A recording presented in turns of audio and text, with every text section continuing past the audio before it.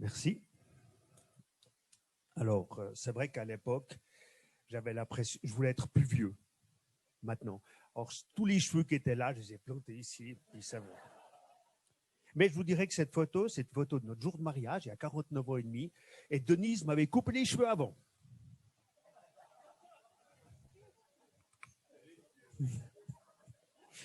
Voilà. Bonjour les amis. Je suis un peu frustré que je ne vous vois pas en entier, juste les yeux. Je ne vais pas voir si vous allez faire une moue ou une grimace en fonction de ce que je vais dire, mais je suis heureux d'être avec vous. Je suis heureux avec ceux qui sont présents ici physiquement et avec ceux aussi qui sont absents physiquement mais présents de cœur au travers du Zoom. Bonjour. Alors, j'aimerais, voilà, les bons Suisses là, c'est quoi ça? Pacte fédéral. Donc, avant de commencer le message proprement dit, j'avais envie de vous rappeler certaines choses qui ont été dites ou écrites dans le pacte fédéral. J'imagine que certains doivent sourire en se disant un Français qui parle du pacte fédéral. Disons, je suis un peu légitimé depuis l'âge de 3 ans, j'habite en Suisse. Ça passe. Donc, comme vous êtes des bons citoyens suisses, vous l'avez reconnu. Et je rappelle que ce pacte fédéral de 1291 commençait par « Au nom du Seigneur, Amen » et se terminait par « Fait en l'an du Seigneur 1291 ». Et maintenant, je vais vous lire le préambule du pacte fédéral, donc de la Constitution du 18 avril 99. Je trouve intéressant.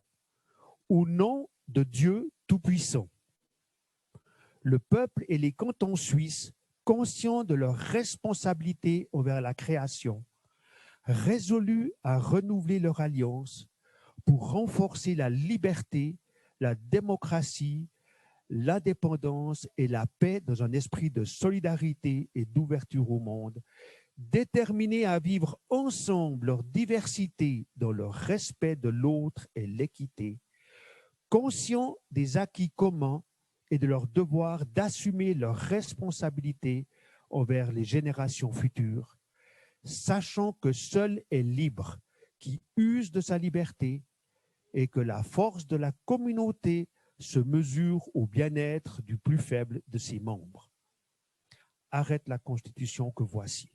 Soyez rassurés, les 200 et quelques articles d'après, je ne vous les lis pas. Mais je trouve quand même ce préambule intéressant. Je trouve interpellant même, extraordinaire. Au nom du Dieu Tout-Puissant, conscient de leur responsabilité envers la création, création écrit avec un C majuscule, la force de la communauté se mesure au bien-être du plus faible de ses membres. Waouh! Moi, je trouve que ce texte, il pourrait faire partie d'une charte d'une communauté chrétienne. C'est vrai qu'il y a des velléités de la part de certains groupes d'ôter toute référence chrétienne dans ce texte. Et puis par rapport à ces velléités, je vais nous encourager à ne pas être des thermomètres, mais à être des thermostats. Je m'explique. Un thermomètre, c'est un instrument qui constate, qui indique la température qu'il fait. Un thermostat, c'est quelque chose qui fait partie d'un ensemble qui va influencer la température qu'il fait. C'est très différent.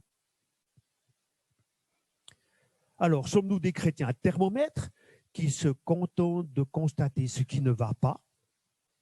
Ou sommes-nous des chrétiens thermostates qui influencent la société d'après les principes du royaume de Dieu?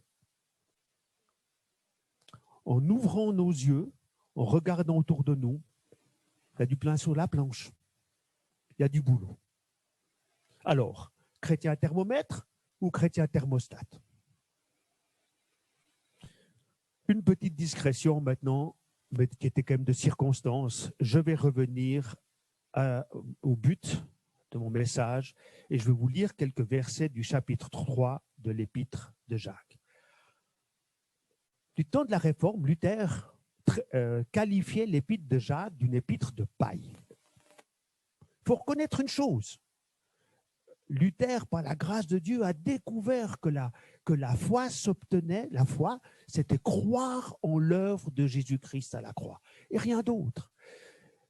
Et voilà que Jacques, qu'est-ce qu'il dit dans le chapitre 2, verset 18 ?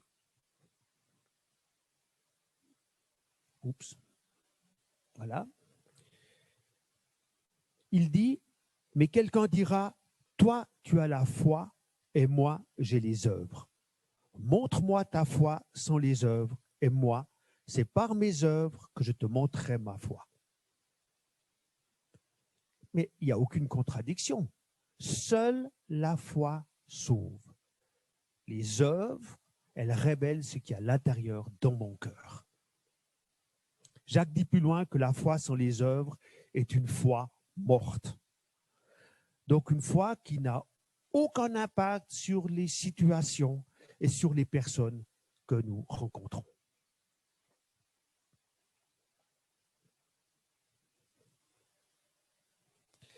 La lettre de Jacques est pratico-pratique. Elle nous interpelle tous. Il faut vraiment être tordu pour dire que ça s'adresse qu'à des docteurs en théologie. Le style est simple, le propos est direct, les images sont parlantes. Comme l'est écrit dans l'introduction, Jacques s'adressait aux 12 tribus d'Israël qui étaient dispersées, mais elle est d'une actualité brûlante pour nous aujourd'hui. Je vous propose de lire une partie du chapitre 3. Je lirai dans la version second 21. Quand nous mettons le mors dans la bouche des chevaux pour qu'ils nous obéissent, nous dirigeons aussi leur corps tout entier. Voyez aussi les bateaux, même très grands, et poussés par des vents impétueux, ils sont conduits par un tout petit gouvernail, là où le pilote les veut. De même, la langue est un petit membre, et elle peut se vanter de grandes choses. Voyez comme un petit feu peut embraser une grande forêt. La langue aussi est un feu, c'est le monde de la méchanceté. Ainsi, la langue se trouve parmi nos membres. Elle souille tout notre corps et enflamme le cours de notre existence, étant elle-même enflammée par l'enfer. Toutes les espèces de bêtes et d'oiseaux, de reptiles et d'animaux marins peuvent être domptés et ont été domptés par l'homme. La langue, en revanche, aucun homme ne peut la dompter. C'est un mal qu'on ne peut maîtriser. Elle est pleine d'un venin mortel. Par nous, par elle, nous bénissons Dieu notre Père. Et par elle, nous maudissons les hommes faits à l'image de Dieu. De même, de la même bouche sortent la bénédiction et la malédiction. Mes frères et sœurs, il ne faut pas que tel soit le cas. Une source fait-elle jaillir par la même ouverture de l'eau douce et de l'eau amère? Un figuier, mes frères et sœurs, peut-il produire des olives ou une vigne des figues? De même, aucune source ne peut produire de l'eau salée et de l'eau douce.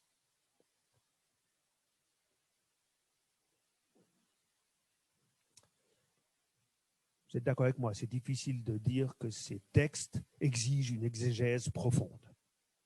Chacun peut en comprendre parfaitement le sens.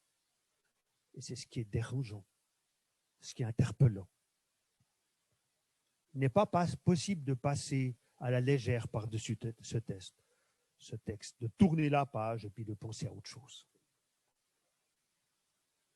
Je dois vous confier, ça a été un rude combat pour moi de préparer ce message à la base de ce texte.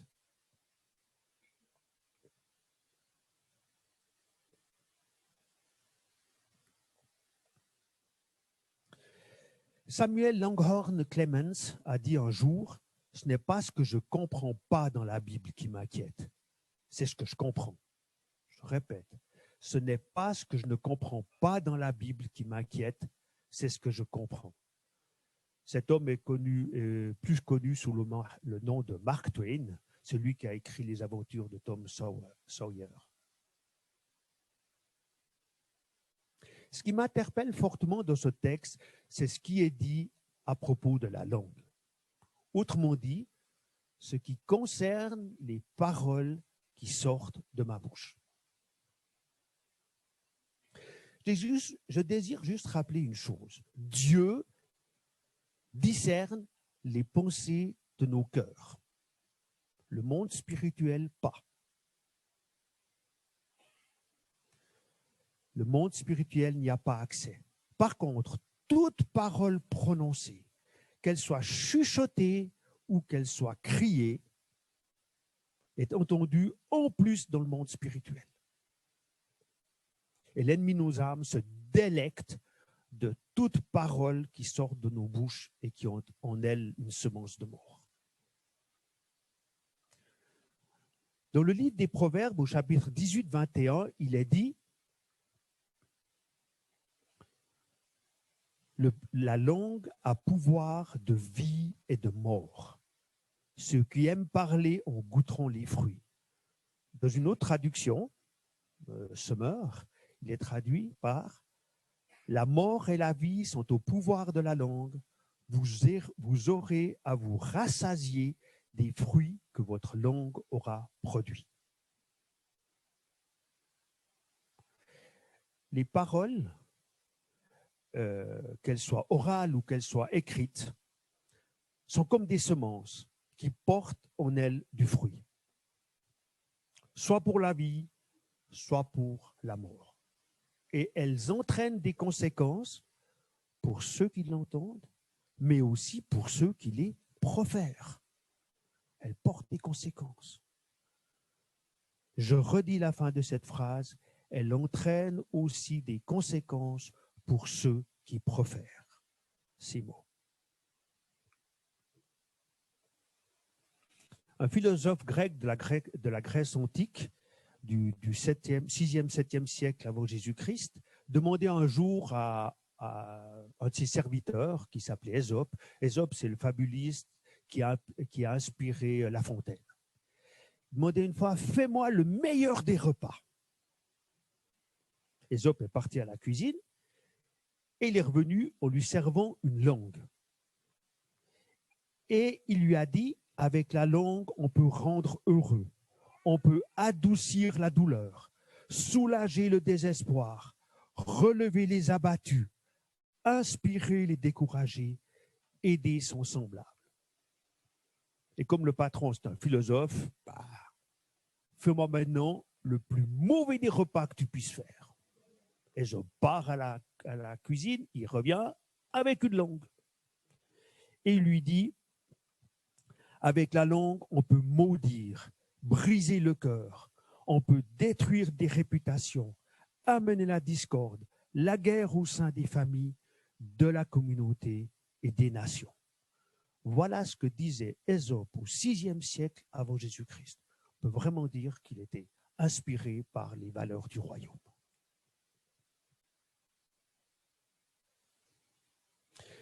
Alors, pour illustrer mon propos à propos des paroles, je vais utiliser un exemple fictif.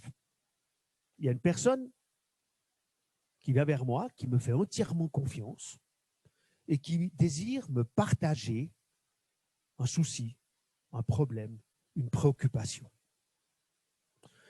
Elle traverse des difficultés dans sa vie, puis elle a envie d'en parler. Qu'est-ce que je fais avec ce qu'elle me dit? Je pense que la chose la plus importante, ce serait d'abord de prêter une oreille attentive à ce qu'elle a envie de me dire. Et si je n'ai pas bien compris, je peux demander un complément d'information. Et n'oublions jamais que la personne qui vient partager un fardeau, elle n'a absolument pas envie qu'on la bombarde de 1000 conseils. Ce n'est pas ça qu'elle demande. désire partager un fardeau. Je pense que la meilleure chose à faire, ce serait de proposer, de prier avec elle, de la bénir. C'est sûrement ça, la réponse la plus appropriée. Et puis si après, à l'avenir, on voit qu'il y a vraiment quelque chose de lourd, elle a besoin d'aide, on sait vers qui, vers d'autres personnes, vers qui la diriger. Et maintenant, je fais quoi de ce que cette personne m'a confié en pleine confiance? Qu'est-ce que j'en fais? Alors, je peux le rapporter à d'autres, mu par un besoin irrésistible. Je peux rapporter très fidèlement, mot pour mot, ce qui m'a été confié. En précisant même parfois, il ne faut surtout pas le dire plus loin. Vous connaissez l'histoire du téléphone arabe, hein? Les choses se déforment après.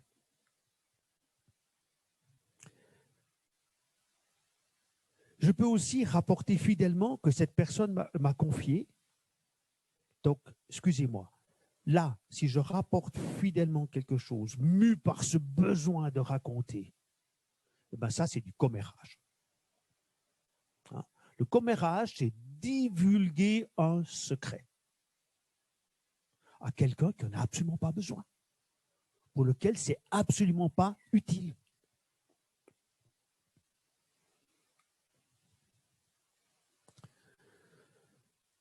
Pour se livrer au commérage, ben c'est moi j'ai une information que les autres n'ont pas, et ça me donne de l'importance parce que je peux le raconter à d'autres, même si ces autres, ça ne les regarde absolument pas.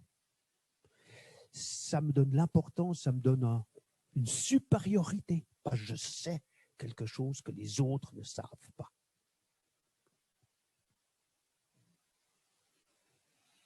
Je peux aussi rapporter très fidèlement ce que j'ai vu ou entendu, très fidèlement, mais avec un cœur amer, avec une mauvaise intention. Ça, c'est de la médisance. Les choses sont fidèlement rapportées, mais dans un but qui est mauvais. Ça, c'est de la médisance. La médisance, c'est le fait de tenir sur quelqu'un des propos malveillants avec l'intention de nuire. Je m'explique. Je vois dans la rue quelqu'un qui est complètement ivre. D'accord? Si je rapporte ça à d'autres personnes, comme ça, simplement, ah lui, là, je l'ai vu. Je ne veux pas dire Julien, parce que je sais qu'il ne boit pas. Je l'ai vu, il était complètement ivre. Ça, c'est de la médisance. C'est une chose vraie. Mais je médis. Je peux même le dire avec une voix très douce, avoir l'air très spirituel. C'est quand même de la médisance. On peut même dire, mais je veux du bien à cette personne. C'est vrai qu'il est très facile de tenir des propos désobligeants sur des personnes. Très facile. Sur leurs choix, sur leurs habitudes, etc. Puis, je pense que les réseaux sociaux encouragent ce type de choses.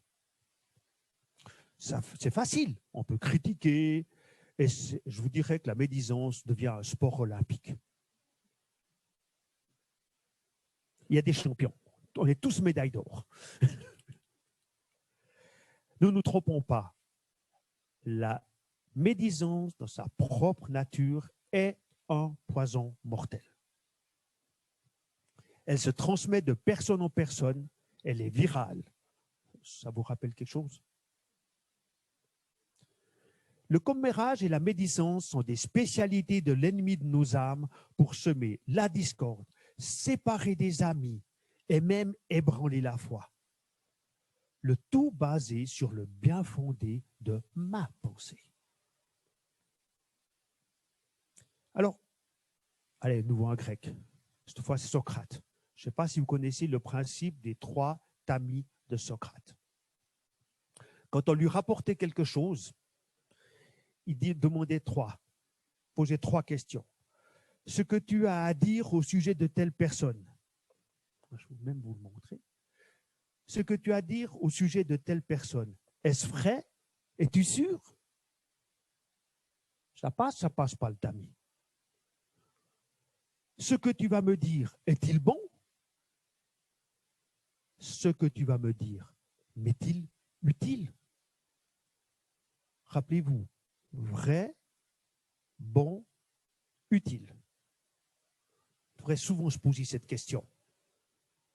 Puis des fois même, si quelqu'un venait vers nous puis commence, il faudrait oser dire, attends, stop, c'est vrai, t'es sûr? Est-ce que c'est bon ce que tu me racontais? Est-ce que ça m'est vraiment utile que tu me dises ça?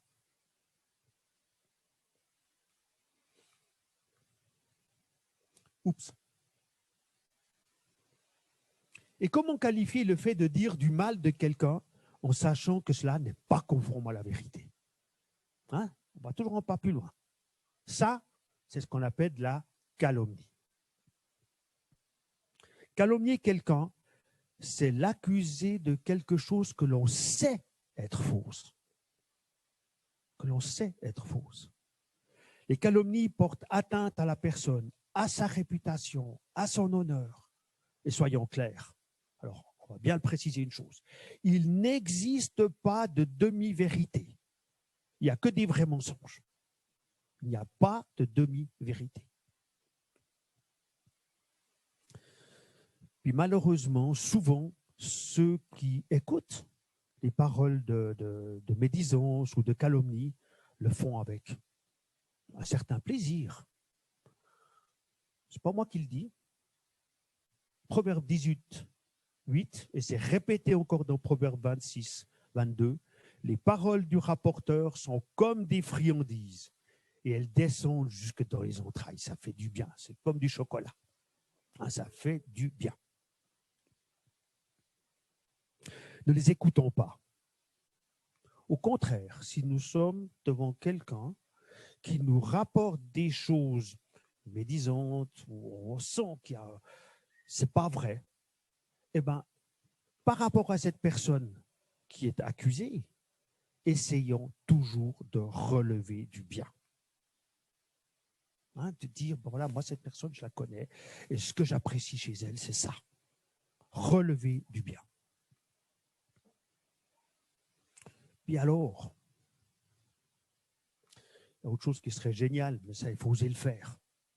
C'est dire à la personne, ce que tu es en train de me dire, est-ce que tu le dirais si la personne en question était là?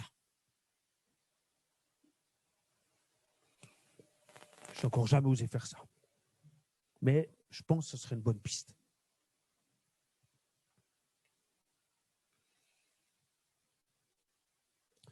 Je vous propose de présenter encore un dernier type de paroles, les paroles de jugement.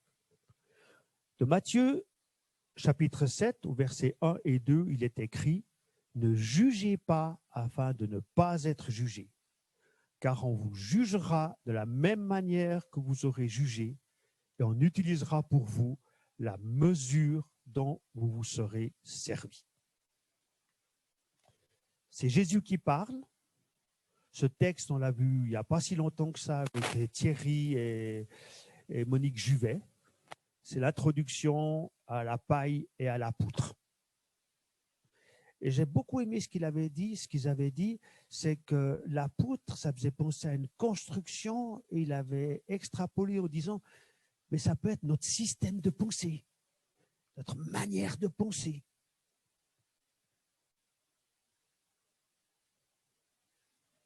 Et ça veut dire quoi? Que certaines fois, il m'arrive de juger avec mon référentiel. Et cela sans connaître les motivations et les intentions du cœur de la personne en question.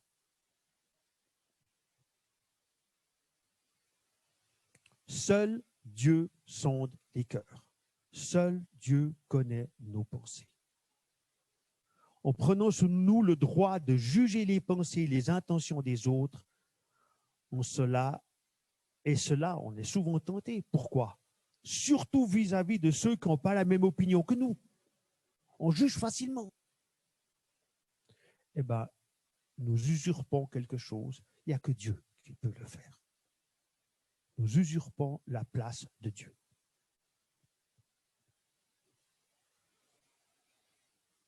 La critique, c'est aussi une sorte de forme de jugement. Mais là, on s'en sort avec une pirouette extraordinaire. Je ne critique pas, je constate. Et on dégage. Commérage, médisance, calomnie, jugement, critique, ce sont des véritables poisons qui enveniment nos relations dans les familles, entre les amis et dans l'Église. Ce sont des poisons. Soyons-en conscients. Nous sommes tous concernés. Nous avons à veiller sur les paroles qui sortent de nos bouches. Vous comprenez pourquoi maintenant j'ai eu de la peine à préparer ce message et j'ai dû batailler? Parce qu'on n'en sort pas indemne. On n'en sort pas indemne. Pour conclure, lisons encore 2 versets dans le premier chapitre de l'épître de Jacques. Si quelqu'un parmi vous croit être religieux, alors qu'il ne tient pas sa langue en bride, mais trompe son cœur, sa religion est sans valeur. La religion pure et sans tache devant Dieu, notre Père, consiste à s'occuper des orphelins et des veuves dans leur détresse et à ne pas se laisser souiller par le monde.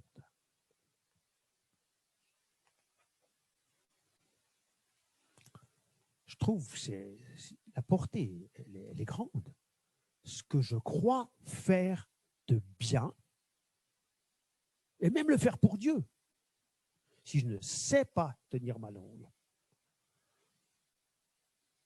c'est comme s'il n'avait pas de valeur.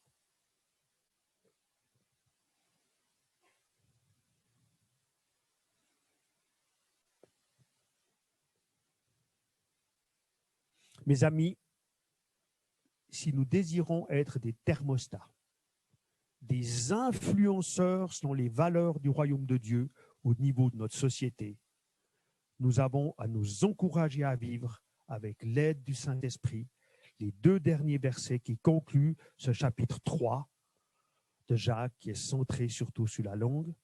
Je lis ces 2 versets. La sagesse d'en haut est d'abord pure, ensuite porteuse de paix, douce et conciliante, pleine de compassion et de bons fruits. Elle est sans parti pris et sans hypocrisie. Le fruit de la justice est semé dans la paix par ceux qui travaillent à la paix. La barre est haute, hein? Elle semble inaccessible. Humainement, c'est vrai. Elle est inaccessible. Mais avec l'aide de Dieu et avec l'aide du Saint-Esprit, nous pouvons avoir cette capacité, j'allais dire, de nous améliorer. Hein? On ne va pas sauter les 2,50 m. On va commencer par des petits peu. Et ce qui est extraordinaire, c'est que Dieu s'est réjoui de chaque petit progrès. De chaque petit progrès. Nous, on aimerait déjà sauter 2,50 m. Mais quoi, tu arrives déjà à faire ça? C'est génial. Et demain, il y a un petit peu mieux. C'est ça qui est extraordinaire aux yeux de Dieu. J'aimerais juste prier. Seigneur Dieu, pardon pour tout ce que nous prononçons à la légère. Pardon parce que nous ne nous rendons souvent pas compte de l'impact cela a sur notre entourage et sur nous-mêmes. Mais merci parce que nous avons une ressource en toi extraordinaire. Merci parce que tu veux nous aider à progresser. On ne veut pas baisser les bras. On veut s'encourager les uns les autres. On veut être des encourageurs les uns vis-à-vis des autres. On désire progresser et on sait qu'on le fera. Et ce qui nous réjouit, c'est que toi, tu te réjouis de chaque petit progrès. Chaque petit progrès. On l'a bien vu aux Jeux Olympiques. Ils battent de 1 centième un record à la distance. Ils sont fous de joie. Mais toi, tu es comme ça. Un petit progrès et tu es heureux. Alors, merci parce que nous pouvons compter sur ton aide. Merci parce que la famille, nos amis, la communauté est un terrain d'exercice extraordinaire. Et puis, nous désirons aussi que c'est un impact sur ceux qui nous entourent tous les jours. Nous te bénissons dans le nom de Jésus. Amen.